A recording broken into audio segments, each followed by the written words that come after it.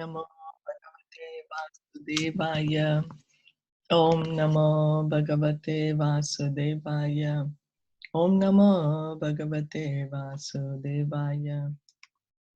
Narayanam Namaskritya Naram Chaiva Narotamam Devim Saraswatim Vyasam Tato Jayam Udirayet.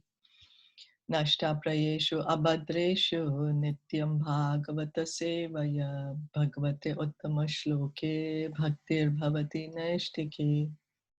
Om Agyana Timirandasya Gyananjana Shalakaya Chakshur Unmilitam Yena Tasmai Shri Guruve Namaha. Sri Chaitanya Manobhistam Sthapitam Yena Bhutale Swayam Rupa Kadamayam Dadati Swapadantikam. Vandeham Shri Guru Shri Yuta Padakamalam Shri Gurun Vaishnavamscha Shri Rupam Sagrajatam Sahagana Raghunathan Vitam Tam Sajivam Sadvaitam Savadutam Parijana Sahitam Krishna Chaitanya Devam Shri Radha Krishna Padan Sahagana Lalita Shri Vishakhan Vitamscha. He Krishna Karuna Sindhu Dinabandhu Jagatpate Gopesha Gopika Kanta Radha Kanta Namostute Tapta Kanchana Gaurangi Radhe Vrindavaneshwari Vrishabhanu Sute Devi Pranamami Hari Priye Nama Om Vishnu Padaya Krishna Prishtaya Bhutale Srimate Bhaktivedanta Swamin Iti Namine Namaste Saraswati Deve Gauravani Pracharine Nirviseshasha Shunyavadi Paschatya Deshatarine Vanchakalpa Tarubhyascha Kripa Sindhu Bhaevacha Patitanam Pavanebhyo Vaishnavebhyo Namo Namaha. Jai Sri Krishna Chaitanya Prabhu Nityananda Shri Advaita Gadadhara Shri Vasade Gaura Bhakta Vrinda. Hare Krishna Krishna Krishna Hare Hare Hare Rama Rama Rama Hare Hare.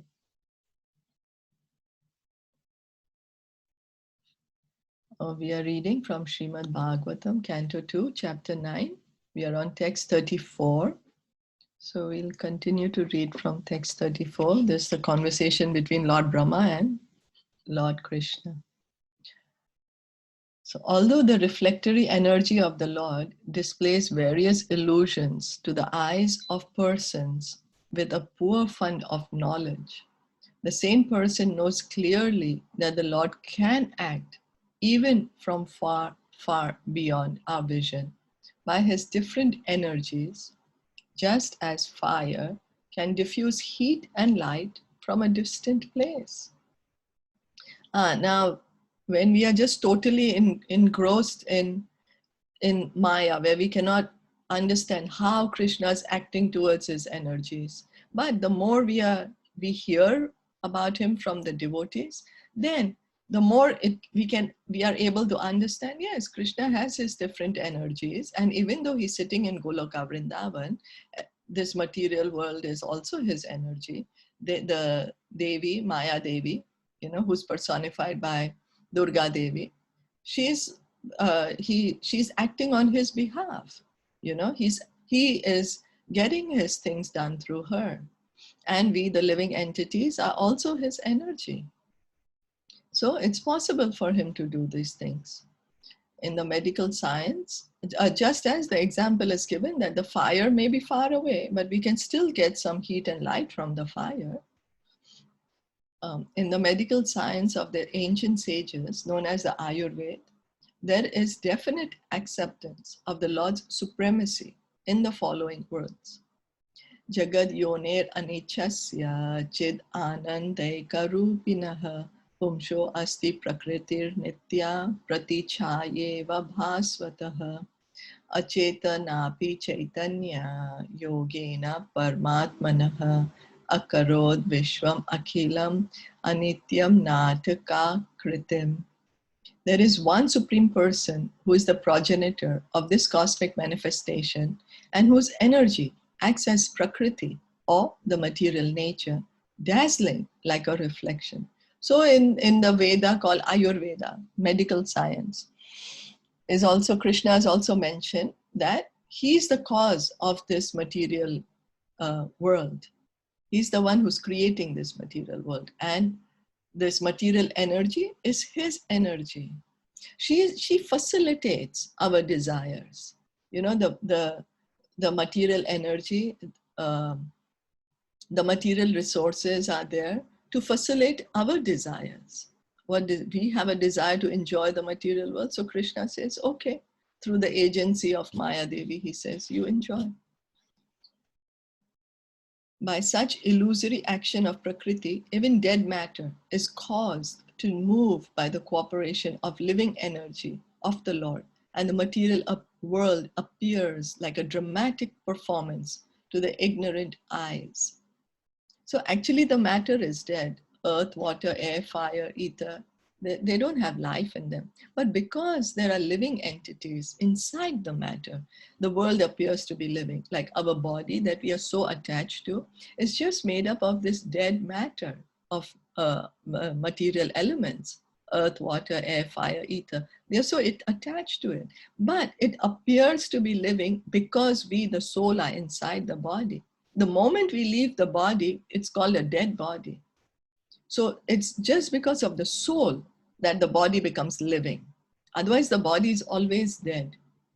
You know, if we look at it analytically, that the soul is separate and the soul is inside the body is always dead. But because the soul is inside the body appears to be living.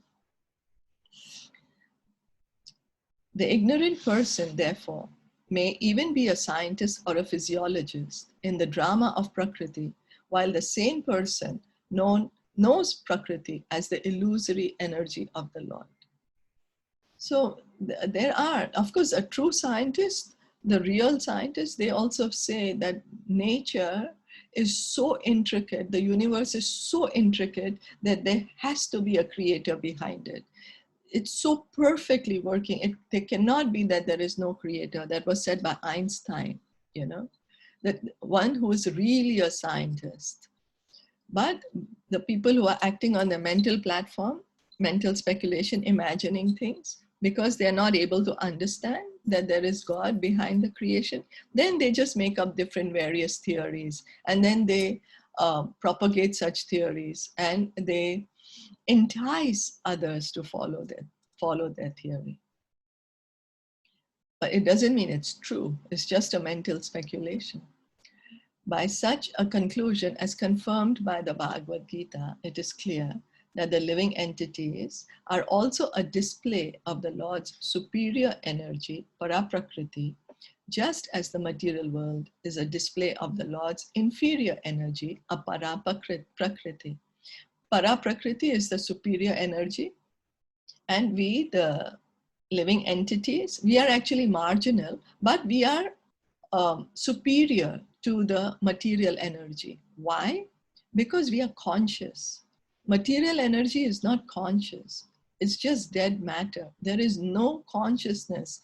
For example, there is an aeroplane. We build a very nice aeroplane. It's made up of all these material elements, but it can't fly by itself. You know, there's no consciousness in it. It's only when a person, a living person, presses a button, then the plane can take off. And then somebody might say, oh, well, I made a robot to press the button. Well, but then it was a person who made the robot. So still, the consciousness is needed.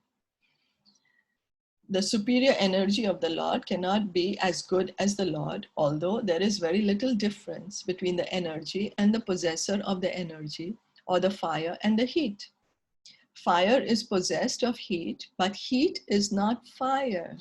So although we are parts of Krishna, Krishna is Sachidananda, and we are also Sachidananda, we can never become as great as Krishna. We are his tiny, infinitesimal parts. Krishna is unlimited. He's Vibhu. We are anu, we are insignificant. Although we are both Sachidananda, but he's unlimited. This simple thing is not understood by man with a poor fund of knowledge who falsely claims that the fire and the heat are same. So the example is given that fire, there is heat inside the fire, but not necessary that, but there is no fire inside the heat. It's only that the fire is hot. This energy of the fire, namely heat, is explained here as a reflection and not directly fire. Therefore, the living energy represented by the living entities is the reflection of the Lord and never the Lord himself. Being the reflection of the Lord, the existence of the living entity is dependent on the Supreme Lord, who is the original light. So we exist because Krishna exists, and we are his parts and parcels. We can never ever become Krishna, no matter how much we try, no matter how much meditation we do, how much knowledge we try to get, how much yoga siddhis we try to get. We can never ever become Krishna. We do not have that.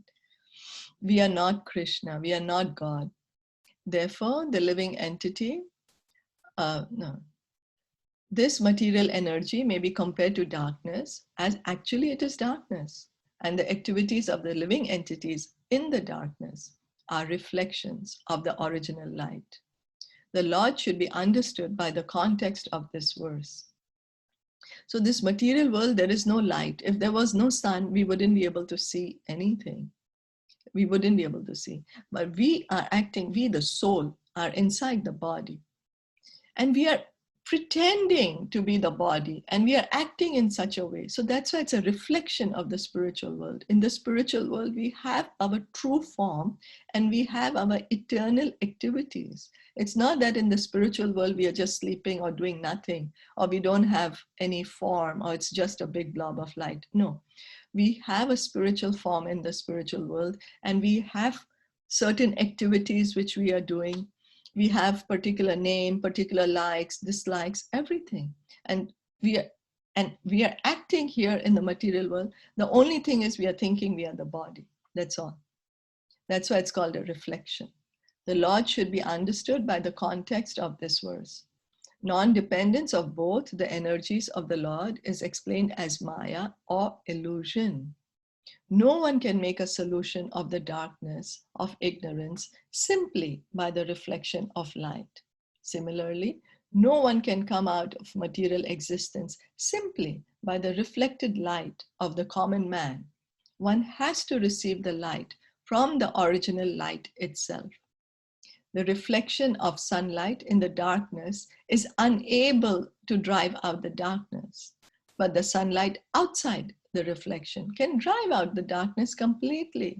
So if it's dark and we are just going to show a reflection of the sun, how much darkness will it remove? How much will it remove? But if we just open the curtain and let the sun come in, all the darkness is removed. So similarly, when we are trying to understand Krishna by hearing about him through the devotees, by hearing and chanting, if we are facing Krishna, then everything becomes clear. We are able to understand, oh, I'm not this body, I'm the soul. So then everything starts making sense. In darkness, no one can see things in a room. Therefore, a person in the dark is afraid of snakes and scorpions, although they may not be such things. But in the light, the things in the room can be clearly seen, and the fear of snakes and scorpions is at once removed. So because we have turned our face from Krishna, we have so much fear, so much anxiety. Where am I going to go after I leave the body? What's happening? What's all this universe about? Why am I suffering? Where am I going? There's so many questions. But once we start taking shelter of Krishna by hearing about him, things become so clear.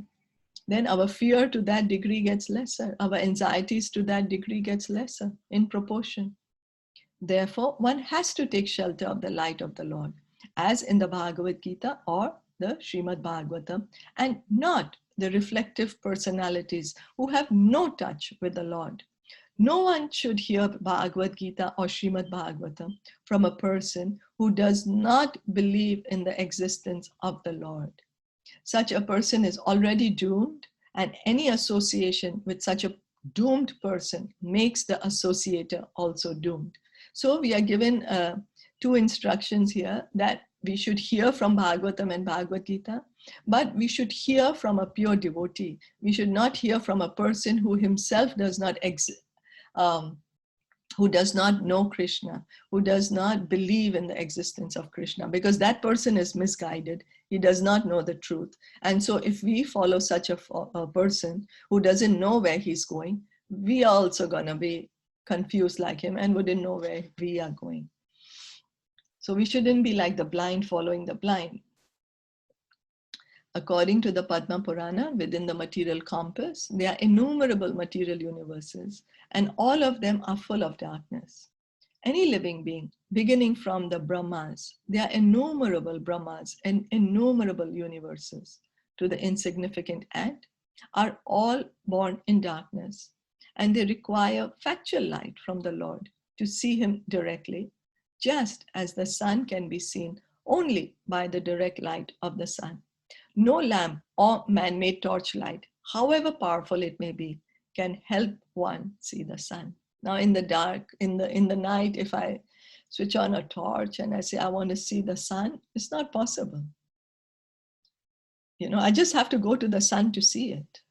That's it. It's so simple as that. But if I take all sorts of endeavors, I produce some sort of a LED light or something saying that I'm going to see the sun. It's no need. I'm just wasting my energy and time.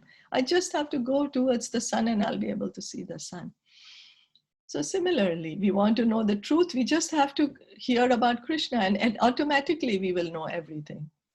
We don't have to mentally speculate, do some jugglery, try to make some theory or some philosophy. Everything is already there. You just have to hear from the pure devotees. The sun reveals itself, and then Krishna reveals himself.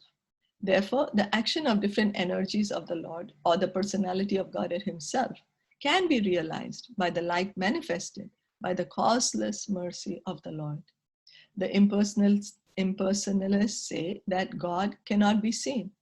God can be seen by the light of God and not by man-made speculations. So this is a condition that if we want to see God, then Krishna has to reveal himself. The more we become devoted to it, the more we purify our senses, we will be able to see him. We cannot see him by imagining that Krishna is like this, or God is like this, or God is like that. Then it's just our imagination. It's not factual. It's not based in the truth. So if something is not factual, how can we see it? We can only see the truth. We can't see something imaginary. You know, if I say, oh, come and see, in my mind, I'm imagining that there is a beautiful tree and there are fruits and there's flowers, but you'll say, I can't see it. But because it's all in my head. But if I really take you to a tree and show you, oh, here are the fruits and flowers, you'll say, oh, okay, nice, beautiful. Let's enjoy the fruits and flowers. So same way, it's not, God cannot be seen by the light. He can be seen only by the light of God, not by man-made speculations. Here, this light is specifically mentioned as Vidyat, which is an order by the Lord to Brahma. This direct order of the Lord is a manifestation of his internal energy, and this particular energy is the means of seeing the Lord face to face. Not only Brahma, but anyone who may be graced by the Lord to see such merciful, direct internal energy can also realize the personality of Godhead without any mental speculation. So Krishna, he advised Brahma that you create the earth and you distribute this knowledge of devotional service to everyone. Krishna instructed him. And then we also are encouraged to follow in the footsteps of Brahmaji and give this knowledge to everyone. So everyone can see the Lord. Everyone can realize what's the truth, that Krishna is the truth and we are his eternal parts and parcels. So all this is happening by the causeless mercy of the Lord. By his causeless mercy, he revealed himself to Brahma. And then like this, the mercy is coming to us through Brahmaji. Krishna's mercy is coming to us in the disciplic succession through the parampara system. Is this okay?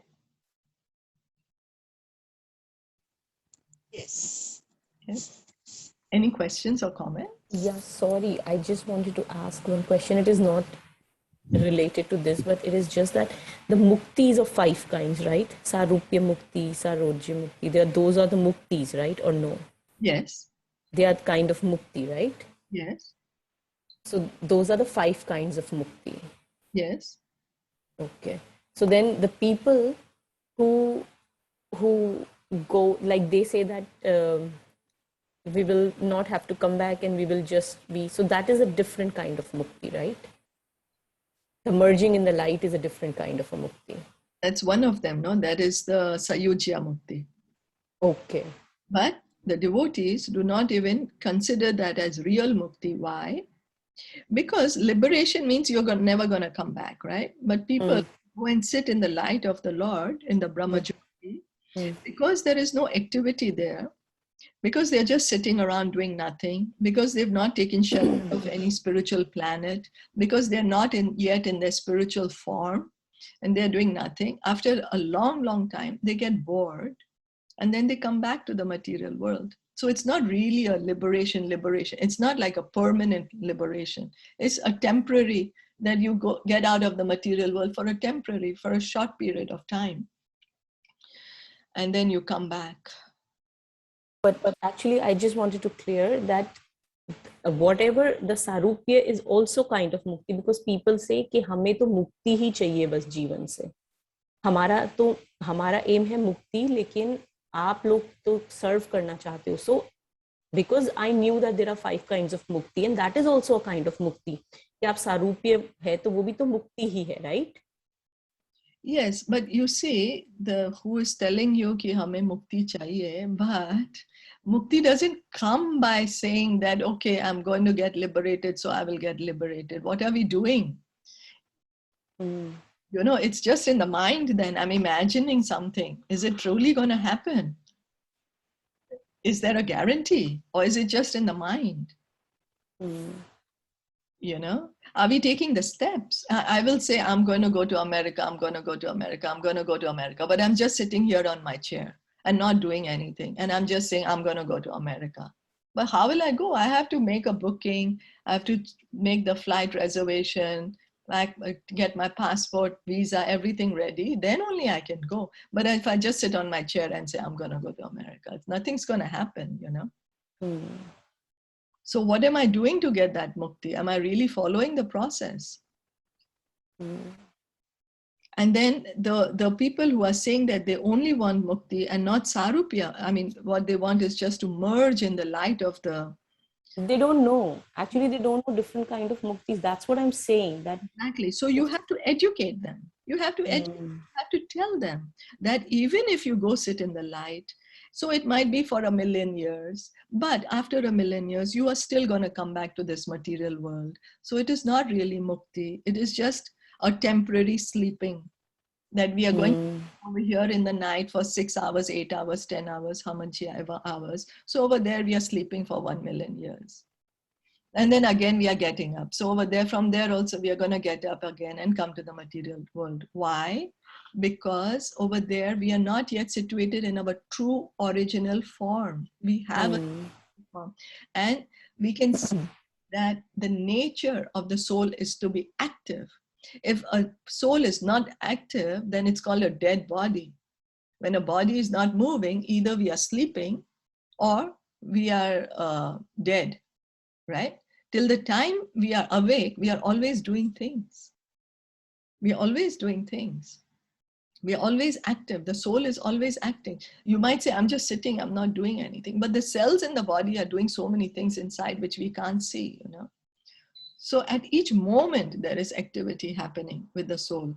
But when we go sit in the Brahmajyoti, there is no activity. You can't talk to anybody. You're just sitting quiet. And how long can you do that? You can't see anything, you can't do anything, you can't speak to anybody. How long can you do it? It gets very boring. And then they come back to the material world. That's the reason the devotees, they say that the Sayujya Mukti is not really a Mukti. It's just for a temporary, for a short period of time. Unless from the Brahmajyoti, somebody gets the association of a pure devotee, gets the mercy of the Lord, and then from there they go to Vaikuntha Loka, because that is the ultimate destination, Vaikuntha Loka. So we should not ask for mukti. Yeah, right? we should not ask for mukti. No, we should not. A devotee never asks for mukti, because mukti is waiting with folded hands for a devotee. A devotee is already liberated. What does liberation means? Means coming out of the bodily concept of life and being situated as the soul. But after that, what to do? Okay, I know I'm the soul, but what do I have to do? So what does a devotee do? He engages in bhakti. Bhakti is much higher than mukti. So a devotee is hearing and chanting. So a devotee wants to go back to Goloka Vrindavan or to any one of the Vaikuntha planets. And what does he do there? He's engaged in his loving relationship with the Lord. He's engaged in serving the Lord, and they are the other devotees of the Lord. And it's like a huge festival. Every day is a big party. It's so beautiful. Everything is very beautiful. The trees, the flowers, there is happiness, there is joy. There's a lot of variety there. And it's a big festival there every day.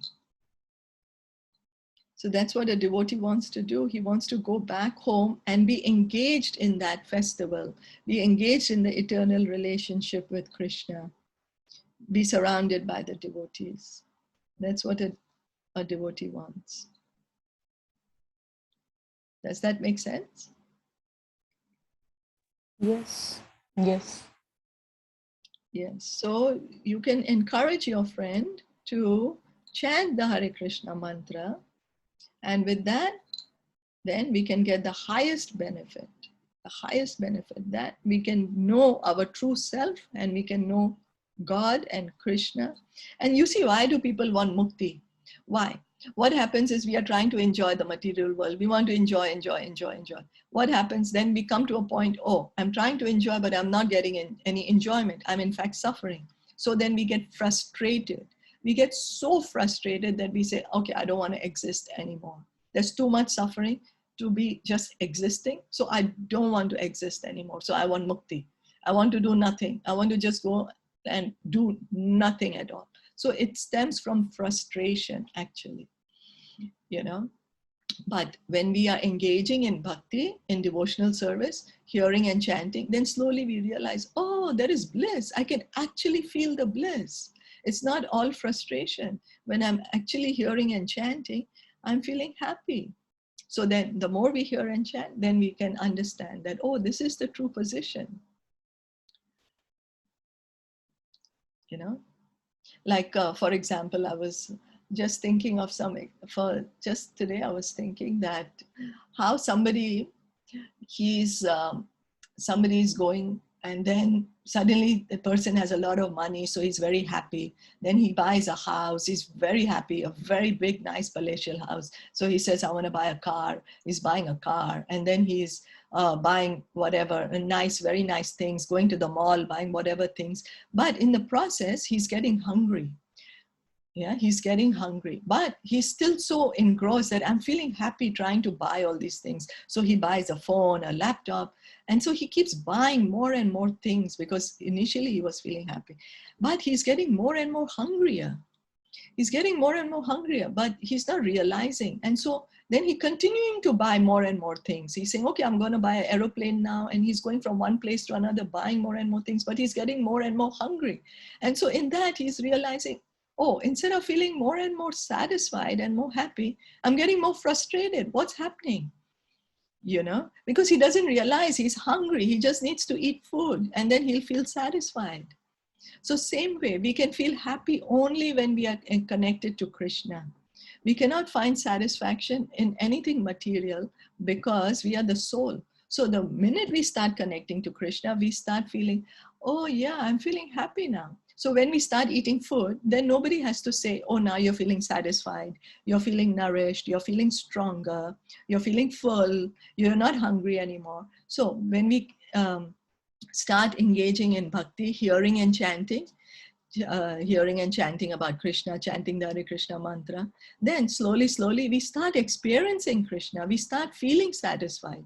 Then nobody has to tell us that, we start experiencing the bliss. And that frustration keeps getting reduced, the suffering reduces, we are getting more and more satisfied, more and more happier. Does that make sense? Totally. Yes, totally. But this is only the thing that, I just wanted to clear, because people are they're doing everything for mukti. All the austerities, they say that if we do this, then we'll get mukti. Our aim is only mukti. So that's why I just wanted to clear that, yes, like even there is different kind of mukti. Yes. Like going to Golok Vrindavan is also kind of mukti, but we don't call it mukti, but that is sarup. Like you want to go and serve Krishna there. Well, actually going to Golok Vrindavan is not mukti. It's like beyond mukti, that's the Okay. highest. It's even beyond mukti. That's like just the ultimate, because we are engaged in a relationship, on our personal relationship with it's beyond that, beyond. I think people are thinking that mukti is like going to Godhead. Yes, that's wrong what they think. conception. They have a wrong concept that mukti is just that we'll go and meet God there. God is there. So that's not mukti. We'll never come back. Yeah. Well, So they there is no want to meet God, they just want to go sit in the light. That's what people call mukti. That's what mukti is going to the light. Yeah, they say that we are not going to come back. No, there wouldn't be no birth, and we don't have to come back here. The influence of impersonalism is so much in us. It's been so much engraved in us, this impersonalism. So that's the reason Lord Chaitanya said, Yare dekha tare kaha Krishna upade. The best benefit we can do for these people, for everyone, is just tell them about Krishna so they can know the truth. Same as somebody told us. Somebody told us it was the mercy of the devotee. So we should spread this mercy to everyone. Tell everyone about Krishna so they can also feel happy and bliss and know the truth. We are all misguided. So, but it's the mercy, like we are sitting here. If Srila Prabhupada wouldn't have come, where would we be? What would we be thinking? We would be thinking the same thing. But it's the mercy of Srila Prabhupada we are able to have this knowledge and try to follow this knowledge. So we should try to spread Prabhupada's mercy to others. Yeah. Right. Yeah, right. Yeah. Yeah, but like what we do, like what we're doing now, in your association and everybody's association, it looks so easy, right? But when we meet people and when we talk to them, then they have their own point of view and they're so stubborn sometimes that, they're not like how because we are in association of devotees. So yeah, we are ready to listen and we accept and we understand, but they are not, they have their own set of mind that they have been following for years and they're not able, or maybe they don't have mercy. I don't know. That's no, but see what happens is we all have independent choice. We can't force somebody. Right, you're right. Yes, we can just tell. The devotees told me 30 years ago, I was not ready to listen also. I was like, what only thing you know is about Krishna? Don't you have anything better to talk about? Yeah. I was like that too. So there's nobody to blame. We can't say to others. Yeah, but, that's right. But, because everybody has an individual choice and we have our desires and, some of us take longer. But at least what we can do is just tell them Hare Krishna. Yeah, that's right. Hare Krishna. Down the line, this life, next life, after many lifetimes, they will become a devotee. Why? Because it's natural. It's not artificial. That's who we are. We are all connected to Krishna. We all have a personal relationship with Krishna. So just when they hear Hare Krishna, somewhere or the other, they will take up the process to be re-established in their relationship with Krishna. Yeah. So our point is not to say, oh, that you are wrong, I'm right. No. Yeah, right. We don't need to argue. It's not. Yes. We have to, in fact, humbly, humility. Lord Nityananda was begging door to door with folded hands. He would with straw in his mouth, please chant Hare Krishna. So we are followers of Lord Nityananda. So we should also have that mood of humbly trying to approach people. Yeah, right. Yeah, perfect. Okay. Yeah, thank you. Thank you. Thank you so much for this nice discussion and question. So we can stop here for today. Srimad Bhagavatam ki jai, Srila Prabhupada ki jai, Gaura Bhaktavinda ki jai, Hari Hari Bol. Thank you for joining in. Hare Krishna. Have a great day.